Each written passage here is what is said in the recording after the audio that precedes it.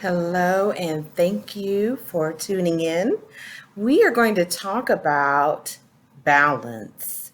It is so important as a pastor to have balance with your family, the ministry, and yourself. It is so important. Have I said that good enough? It is so important that you have balance. A lot of times, there are a lot of leaders that don't have balance, and that leads to divorce, and that leads to so many things happening in the family that it shouldn't even happen. And so, as I've said before, I am giving you some information as a mentor. That way, you will have it in your grasp and understand the importance that sometimes I'm giving you things based out of experience as well. This is an area that I can tell you that I had some victories and I had some pitfalls. So, as a pastor, you have to make sure that you have balance with your family, balance with the ministry, balance between you and your spouse. It's balance between you and your children. And then also having your own time, your own self care. It is so important. And in a lot of denominations, that is not stressed. That has not been put at the forefront that it's important as a leader for you to have self care. It is so important for you to have self care. You know why it's important for you to have self care? Because God rested. If we were to go right now to Genesis chapter 2, it would tell us that at the seventh day, God rested. He created everything, He did all these things, and then guess what? He rested. It's important for you as the pastor to take time to rest.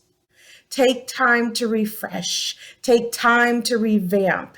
If you do not, then you will eventually run out of steam. You will be on burnout. It's important that you don't become a pastor that runs on burnout. Don't run on empty. I am telling you, it is so important to make sure that you take care of yourself. If you don't take care of yourself, then you can't effectively take care of your congregation, then you can't effectively take care of your family, your marriage, your children.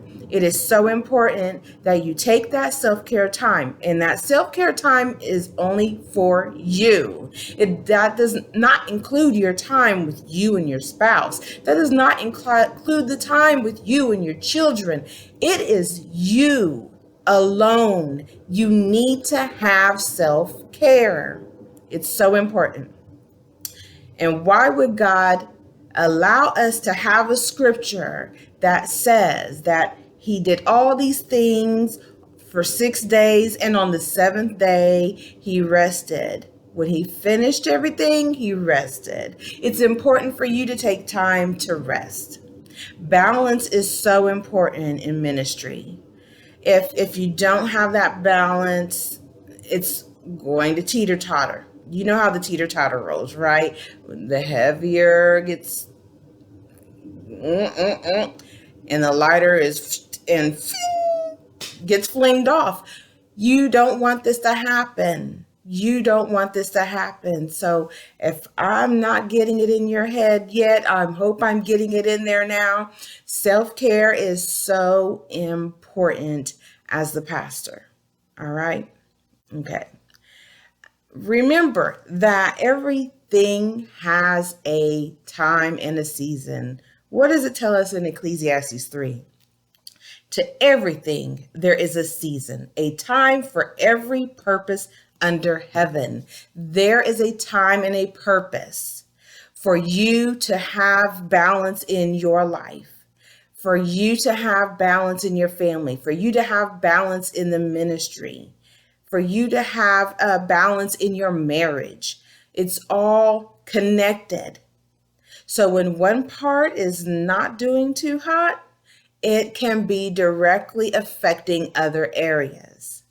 So you must have balance, and it starts with you. So if you're not getting self-care, if you're running on empty or you're running on low steam, it's time for you right now to make that change and make sure that you have self-care involved, just you. All right? The next balance that you need to have if you're married is to make sure that you keep that balance in your marriage. Don't allow ministry to overtake your marriage. Don't allow jealousy to set in. Don't allow envy to set in. Don't allow anger, bitterness, resentment, rejection to set in. Don't allow a devaluing and belittling each other take place as you lead your congregation as a married couple, because that can happen as well. Whether one person is stronger in a certain gift that or calling than the other, that can happen. And then you become in a state of doing things that are actually considered a form of witchcraft. Like, well, if you do this, I'll do that type of stuff. And so you don't want to get into that.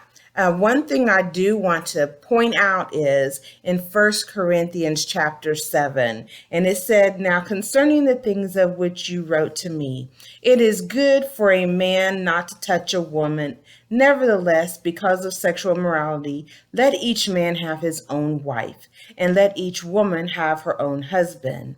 Let the husband render to his wife the affection due her, and likewise also the wife to her husband. The wife does not have authority over her own body, but the husband does. And likewise the husband does not have authority over his own body, but the wife does.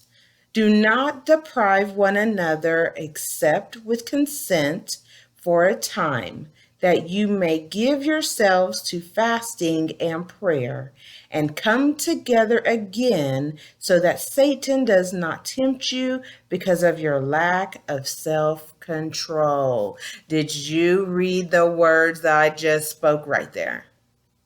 Yeah. It is so important. It is so important. And that particular scripture, and it is talking about, abstaining from having sex with your spouse because of fasting and prayer. But it also says with consent. So both of you need to be on the same page. Look, I need to take this time to consecrate. And so I'm going to take my self-care day. And I'm going to take that time and I'm going to get away with God. I need to hear from him. I need to know where we need to go now as a congregation. I need to know his instructions now for us as a family. I need to know his instructions now for us in our marriage, what role I play, and not coming back after self-care and saying, well, this is the way it's going to be. It's about having that conversation afterwards and communicating those things and coming together to a consensual agreement on how you're going to do things. And so it's so important that you keep communication in your marriage, despite the fact that you are a team in the church, in the ministry. You have to also be a team outside of that. And so you have to both be on the same page. So that balance with your marriage is vital. It is going to be so vital in helping as you move forward and progress and the ministry grows and all those structures and transitions take place. It's important to have your teammate on the same vision. All right, because that is very important. Both of you need to have the same vision, or your visions need to interlock. They have to interlock so that it can be successful, it can be blessed and favored as you go forth and you're both listening to God and you're both being obedient to God. It's a vital, vital thing for you to make sure that you're on the same page. And one of the last things I want to talk about in regards to balance has to do with our children.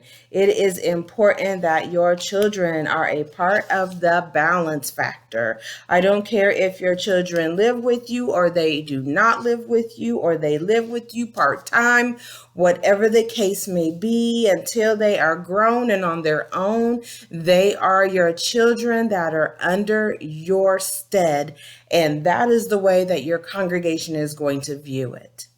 And so let us go over to Proverbs 29 and verse 17 says, "Correct your son and he will give you rest. Yes, he will give delight to your soul." Don't be afraid to correct your children while you are what? Leading the congregation. Because like I have spoken before, the congregation is watching you. The congregation is watching your children. The congregation is watching your spouse and your interactions. So it is important that you keep your children in check as well. That balance has to be there. So as I wrap this up, you need self-care. You need balance between you and your spouse if you're married. You need the balance between you and your children if you have children. And you need that balance between having your family time versus ministry time. I know it's a lot. It can be done. It has been done, but you have to make it. You have to put it in place. This is not something that you just decide today and boom. You need to make a plan in the beginning of ministry. Sit down together if you're married and say, hey, or sit down if you're single and you have children. Hey, we need to talk about these things, because it's important for you to have the structure and the plan in place in the beginning so that no one gets thrown off the rockers in the middle of the process. And therefore your balance can remain. Now, will the enemy try that? Oh, will he try balance? He will try that balance. Oh, he will try that balance. But you know what? When you have that united front, when you have unity, when you have consensual agreement, it's powerful. It's powerful. So I encourage you to have and find the balance. Ministry, family, children, family, marriage, single, whatever the case may be. Find your balance and do it in the beginning. Have an awesome day. God bless you.